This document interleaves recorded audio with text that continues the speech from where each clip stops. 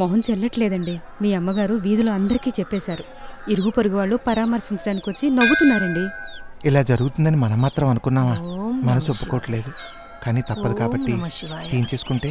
చంప పగులుతుంది సన్నాసి. మీ నాన్నగారు నన్ను వదిలి ఉండలేక మళ్ళీ వచ్చేస్తానంటే రాకుండా చేద్దాం అనుకుంటున్నావా? వేధావా. ఈ వయసులో ప్రెగ్నెంట్ అంటే అందరూ ఏమనుకుంటారు? నా పెళ్ళైనాక 5 ఏళ్లకు పుట్టాడు వీడు. అప్పటిదాకా గొడ్రాలు అనేవారు. మీ మావయ్య పోయి సంవత్సరం అయింది కదా, అందుకే ఇప్పుడు వచ్చేస్తున్నారు అనేవాళ్ళు ఎప్పుడు ఏదో ఒకటి అంటూనే ఉంటారు. నువ్వేమంటావే జనని? ఏం చెప్పాలో తెలియట్లేదు బామ్మ. ఈ విషయం తెలిసే బిల్హరిని వాళ్ళ నాన్న బలవంతంగా తీసుకెళ్లారు. ఇదొక్కటి. ఇల్లు గాలి ఒకటి ఏడుస్తుంటే మేడ మీద ఒడియాలండలేదని ఇంకోటి ఏడ్చిందంట. అట్టుంది.